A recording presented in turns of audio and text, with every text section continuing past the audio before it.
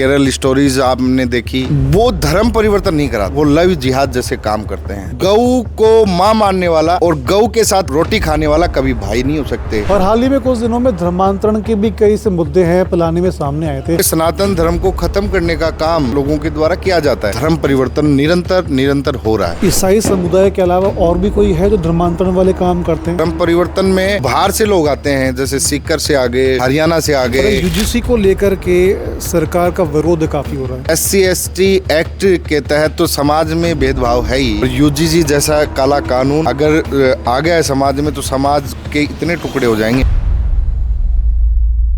देश नहीं बल्कि पूरे राजस्थान में धर्मांतरण का मुद्दा काफी समय से ही चर्चाओं में था और अभी भी है। एक दो केस ऐसे आते होंगे जिसको लेकर के प्रदेश में वापस बवाल होता होगा और पूरा राजस्थान में तमाम लोग हैं वो ये देखते हैं कि कई एक विशेष समुदाय ऐसे कई कामों को लेकर के, कुछ समुदाय के विशेष की लड़कियों को लेकर के लगातार उनको अपनी ओर बढ़ाने की कोशिश कर रहा है। अब बढ़ाने की कोशिश तो एक अलग तरह से होती है, लेकिन जब उनके जाल में वो फंसती हैं तब एक विशेष अनुष्ठान हम ये बोल सकते हैं या फिर तमाम लोग बोलते हैं कि उनका धर्म को बदला जाता है। धर्मांतरण का मुद्दा है वो राजस्थान ही नहीं बल्कि पूरे देश में नहीं बल्कि पूरे विश्व में लगातार आगे बढ़ रहा है और कई लोग इससे परेशान हैं। हालांकि देश विदेश की बात हम नहीं करेंगे, लेकिन राजस्थान की बात हम ज़रूर करेंगे क्योंकि हम राजस्थान के निवासी और इस समय मौजूद है झुंझुनू के अंदर, जहां हमारे साथ में हिंदू क्रांति सेना के प्रदेशाध्यक्ष विकास डोमोली हैं, जो लगातार धर्मांतरण के मुद्दे पर ज़बरदस्ती अगर धर्मांतरण बदला जाता है उसको लेकर के लगातार रोकने की पूरी कोशिश कर रहे हैं। गौ रक्षा ये करते हैं। ऐसे तमाम कई कार्य हैं जो धीरे धीरे करके विकास हमारे सामने खोलेंगे और हमारी जो जनता है, जो हमारे व्यूवर्स है, उन तमाम चीज़ों को देखेंगे और समझने की कोशिश करेंगे कि आखिर जो ये काम करते हैं उसमें कितनी कठिनाई होती है और कितनी जान का जोखिम है वो होता है। सबसे पहले शुरुआत विकास, मैं आपका स्वागत करूंगा राजस्थान चौपड़ पे, उसके बाद हम सवालों की शुरुआत थोड़ी करेंगे। नमस्कार सर। विकास, थोड़ी सी मैं बात कर लूँ क्योंकि पिलानी एक ऐसी जगह है, क्योंकि इस वक्त हम चूरू में हैं पिलानी में, तो पिलानी के अंदर पिलानी पहले तो BTS के नाम से, अपना बिट्स पिलानी के नाम से फेमस है और हाल ही में कुछ दिनों में धर्मांतरण के भी कई से मुद्दे हैं पिलानी में सामने आए थे, उस पर आप क्या कहेंगे? देखिए, पिलानी बहुत पहले समय से, आज़ादी से पहले से शिक्षा नगरी के नाम से मशहूर रही। यहाँ बिरला जिन्होंने बहुत अच्छी एजुकेशन व्यवस्थाएं बनाई, लेकिन जब ये जिस विषय पर आप बात कर रहे हैं धर्मांतरण, ये हमारे पिलानी का ही नहीं, पूरे अपितु झुंझुनू और पूरे राजस्थान और भारत की समस्या है।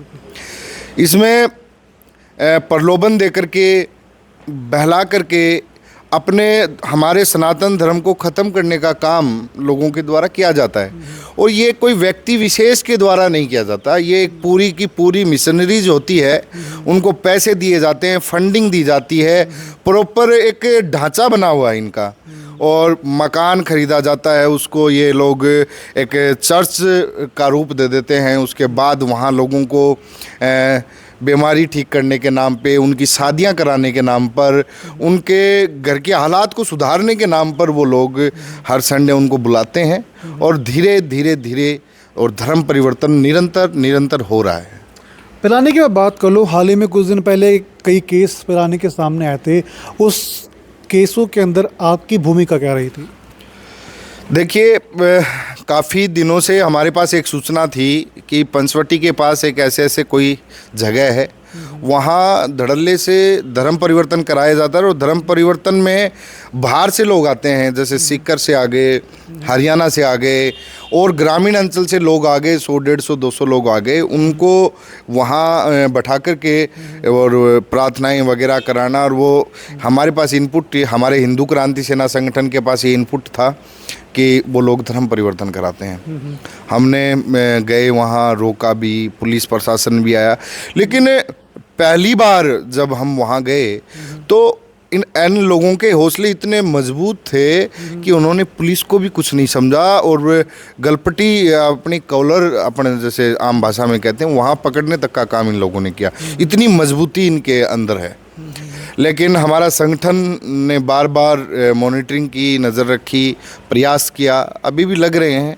और अपितु पिलानी नहीं, चिड़ावा, झुंझुनू, सुल्ताना, प्रॉपर झुंझुनू, मेरे गांव डुमोली जैसा एक ग्रामीण अंचल जहां बड़े लोग सद्भावना से रहते हैं, ऐसी कोई बातें नहीं, वहां तक ये लोग जड़ों में घुस चुके हैं। अपने पचेरी की बात हम कर लें, पचेरी के पास लोग ये धर्म परिवर्तन का काम करवा रहे हैं।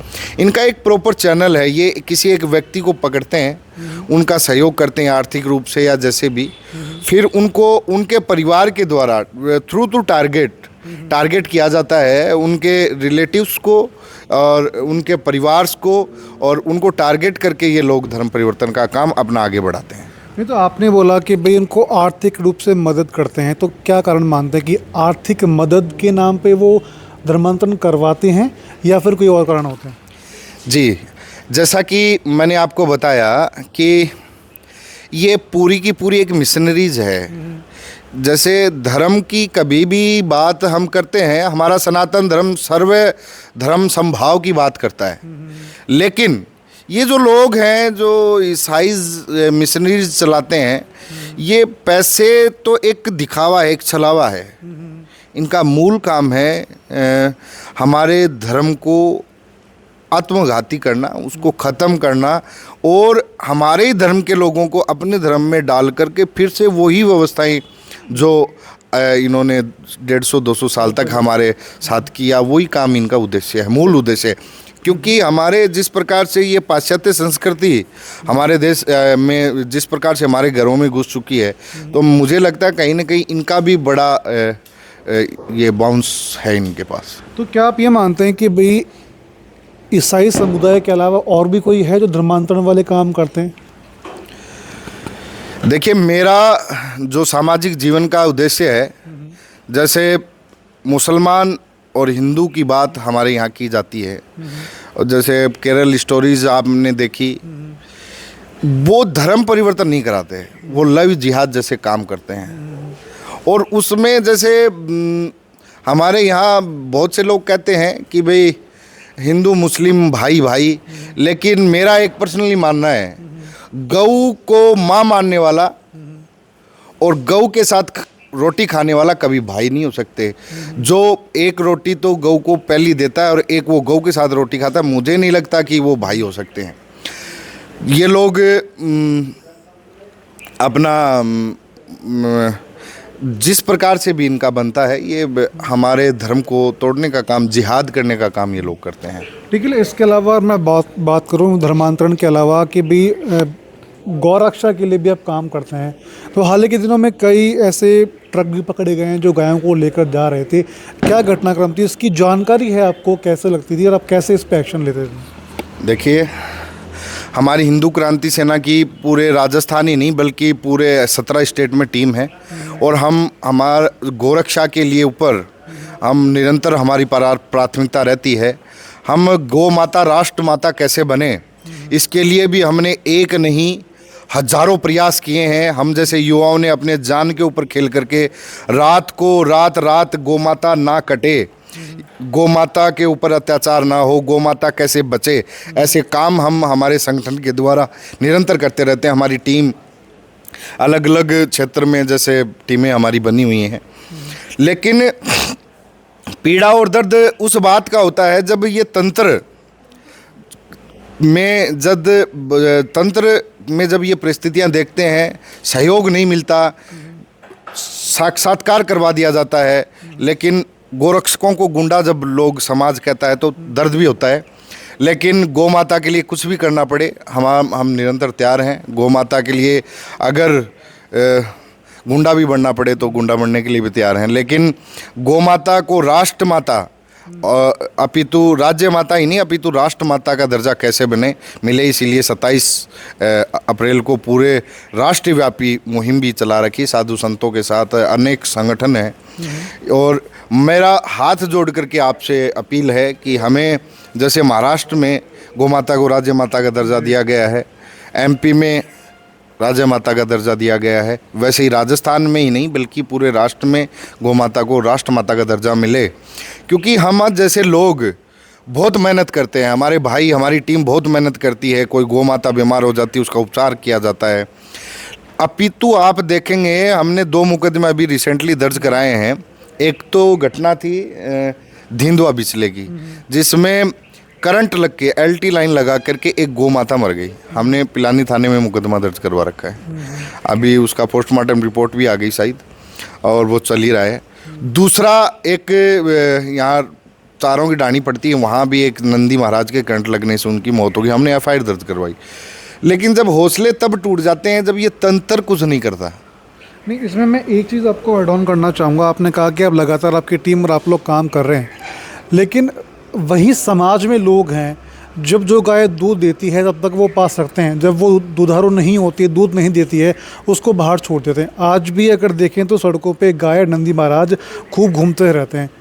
उनको लोग क्यों नहीं संभालते? क्या वो गलती उन लोगों की नहीं कि जो पहले पालने के लिए ले आए लेकिन उनको बाद में छोड़ दिया गया?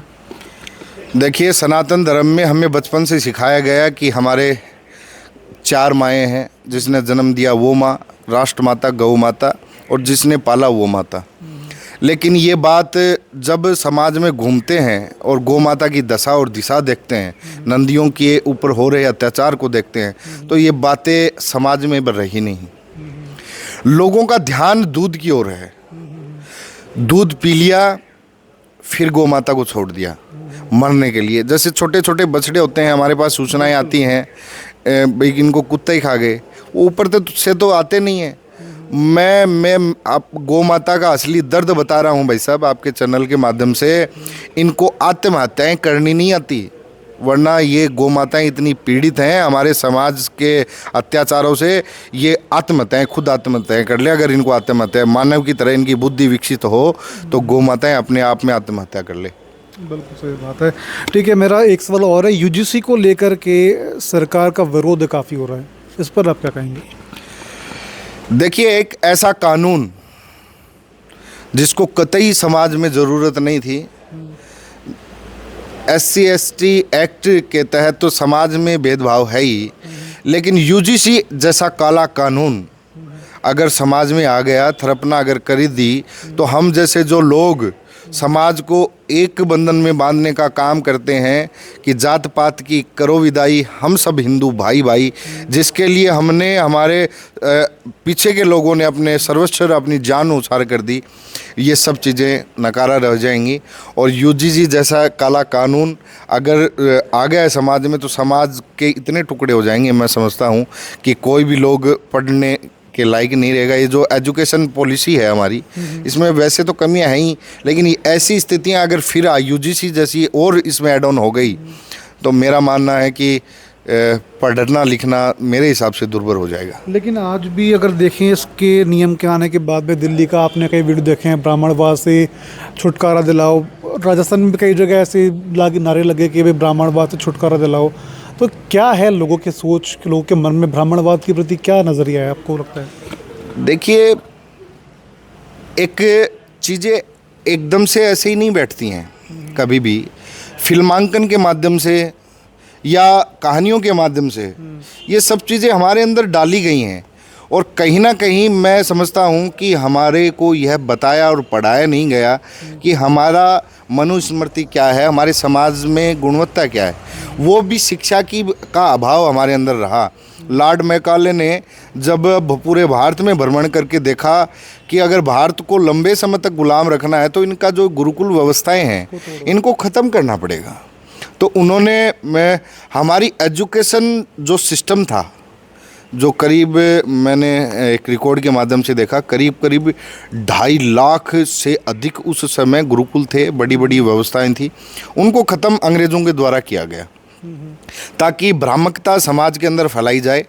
और फिल्मांकन के माध्यम से जैसे ब्राह्मण है और उनको घटिया बताया गया, हमारे लोगों को यह बताया गया कि शेड्यूल कास्ट के ऊपर अत्याचार हुए, और ये सब चीज़ें भ्रांतियाँ फैलाई गई। लेकिन मेरा मानना है हमारे समाज में वर्ण व्यवस्थाएं थी, जातिगत व्यवस्थाएं कभी नहीं रही। जो जैसा जिसका काम वैसा उसका मान सम्मान था, और किसी ब्राह्मण के घर में जन्म लेने से ब्राह्मण नहीं होता, ब्राह्मण जैसे कर्म करने वाला ब्राह्मण होता है। और पंडित भी वो है जो अधर्म के खिलाफ आवाज़ उठाई, लड़ाई लड़े, वो माँ के पेट से जन्म लेने वाला पंडित नहीं है। ये सब चीज़ें हमें सीखने की और समझाने की आवश्यकता है। आपने बीच में बात की, मनुस्मृति की बात की, गुरुकुल शिक्षा की बात की।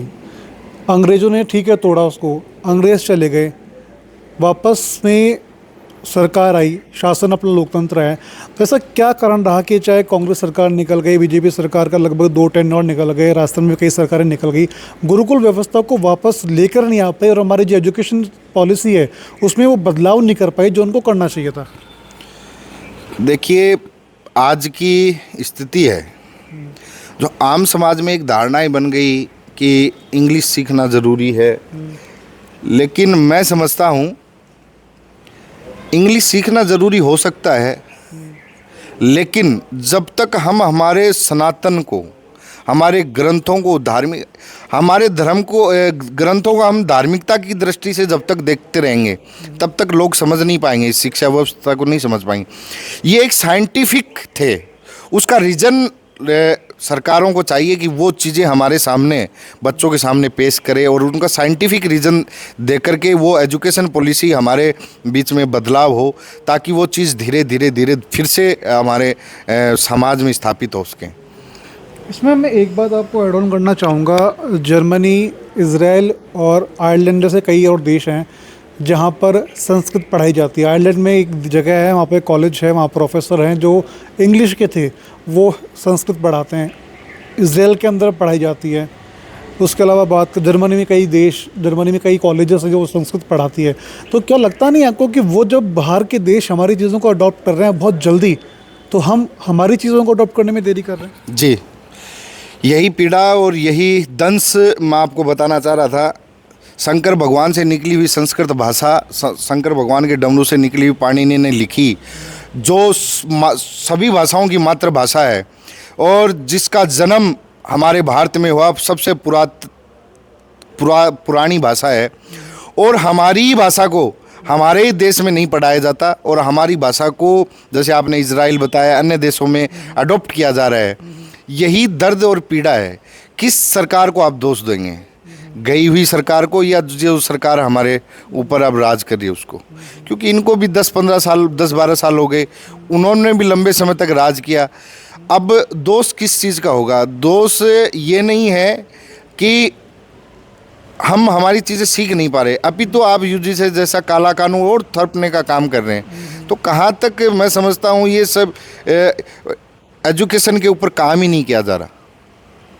सिर्फ कोर्स बदलते हैं, एजुकेशन का जो भी सिलेबस होता है वो बदलता है, लेकिन इसकी दशा और दिशा को बदलने का काम मुझे लगता नहीं किया जा रहा। ठीक है, मेरे आपसे कुछ लास्ट सवाल होंगे। प्रदेश में धर्मांतरण का बिल मुख्यमंत्री भजनलाल शर्मा लेकर के आए, क्या लगता है कि वो सही समय पर लेकर गए, फिर उससे पहले भी बिल लाया जा सकता था?